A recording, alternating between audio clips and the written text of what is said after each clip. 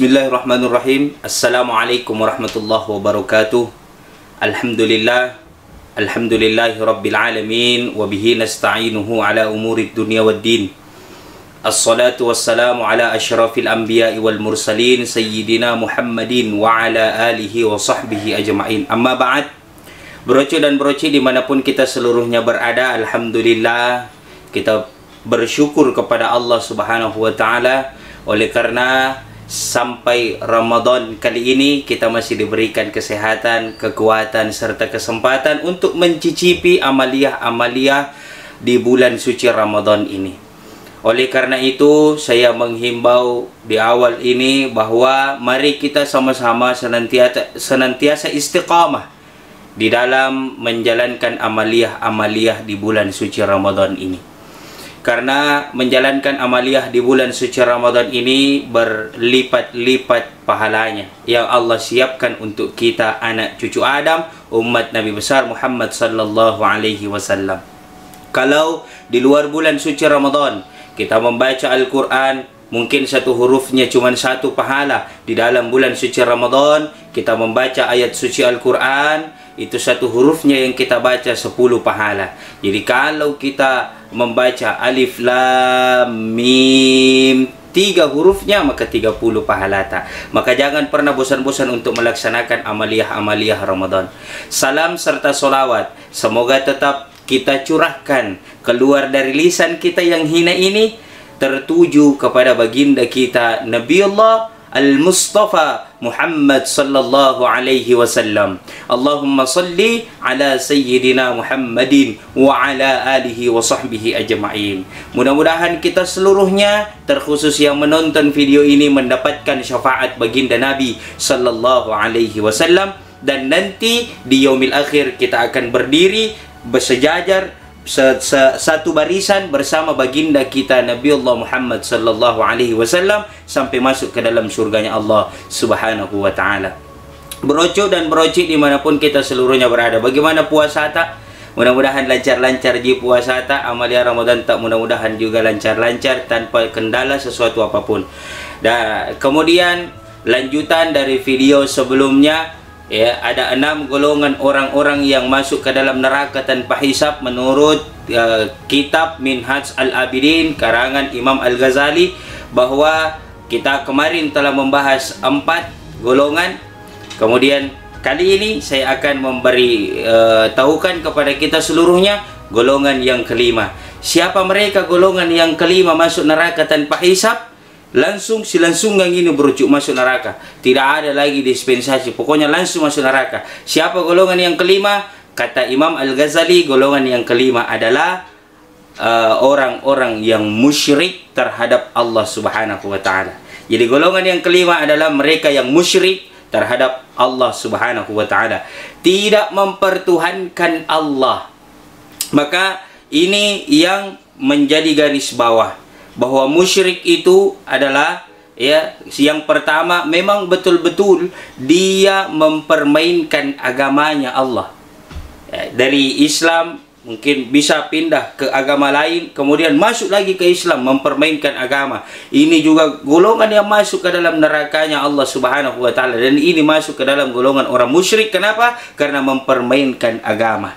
Ya, musyrik yang kedua menurut Imam Al-Ghazali adalah mereka memang beragama Islam, mereka memang berakidah la ilaha illallah Muhammadur Rasulullah, tetapi mereka juga menyekutukan Allah dengan lebih percaya kepada makhluk-makhluk yang lainnya ketimbang yakin dan percaya kepada Allah Subhanahu wa taala. Contoh bercuna, ada orang main arisan ibu-ibu. Ini untuk ibu-ibu juga, ibu-ibu, bu, oi, bu, hei, mana suara tak? Mudah-mudahan menyahut jadi semua bunda.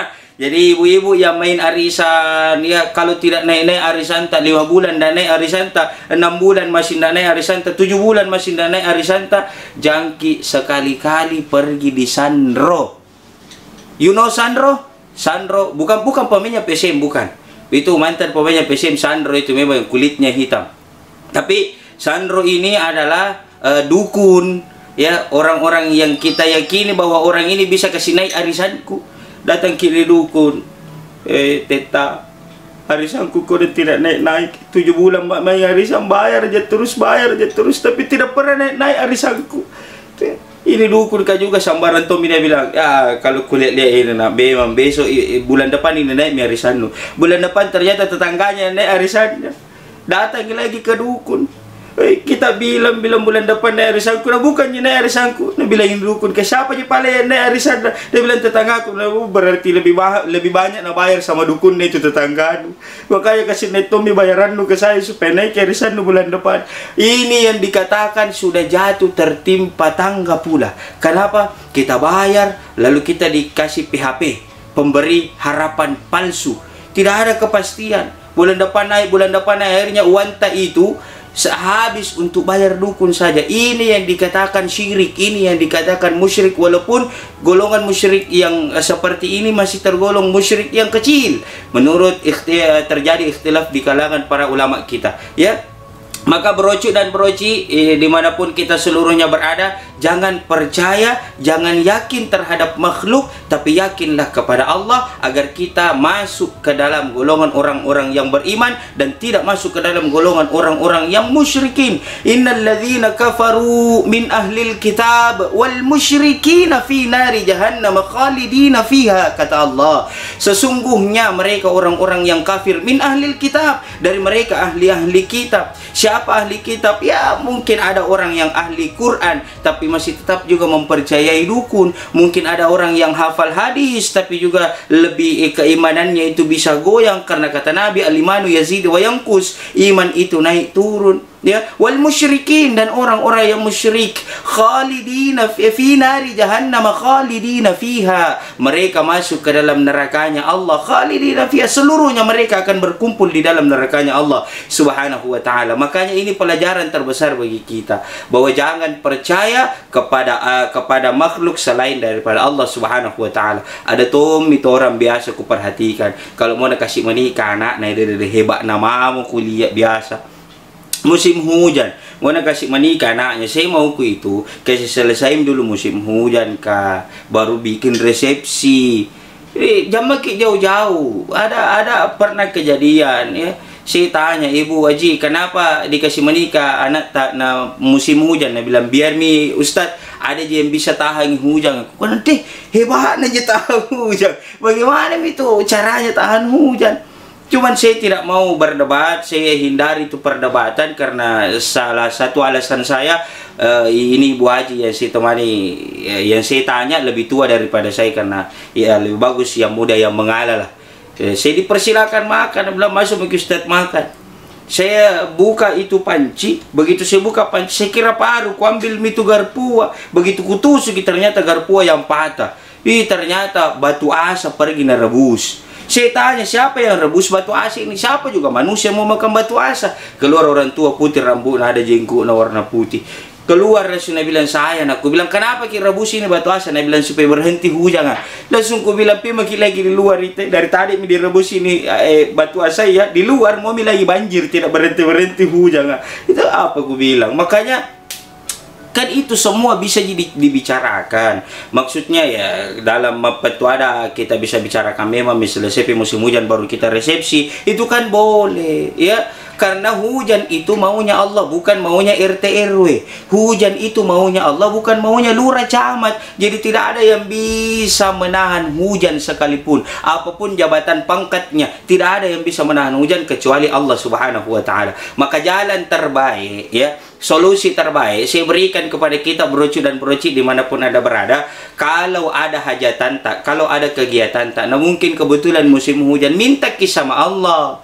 Kan jelas ya Allah katakan, wa qala rabbukum ud'uni astajib lakum, minta miki kepada aku, kata Allah. Mintalah manusia, pasti akan kukabulkan permintaanmu. Jadi pasti Allah kabulkan. Ambil ke air wudu, bentangkan sajadah, salat sunnah hajat 2 rakaat, ya. Sebegitu selesai sholat sunnah hajat 2 rakaat, angkat tangan, tak ya Rob, mungkin bisa dipendin-pendin dulu kodong ini hujan, jangki dulu kodong kasih hujan, kamu hajatan, mau acara, minta ki. Kalaupun Allah tidak mengabulkan permintaan, tak jangki putus asa dan jangki pernah berprasangka buruk kepada Allah. Kenapa? Karena Allah mengabulkan doa itu kalau bukan langsung pasti ada jedahnya dulu, atau ada yang Allah ganti yang lebih baik. Makanya Allah tidak langsung kabulkan doa.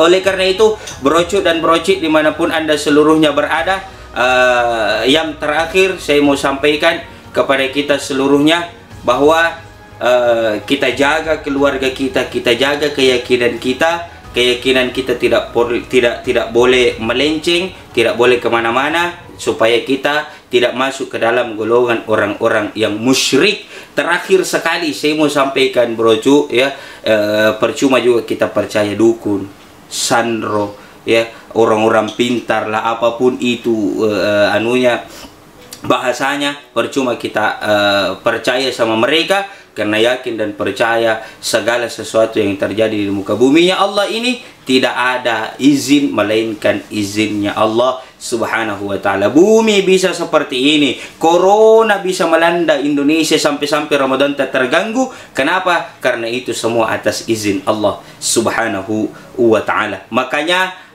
kami hadir untuk memberikan penjelasan-penjelasan kepada kita seluruhnya brocuk, agar senantiasa akidah keyakinan kita lurus terus tertuju kepada Allah Subhanahu wa ta'ala. Tidak ada yang lain yang kita pertuhankan melainkan Allah Subhanahu wa ta'ala Azza wa Jalla.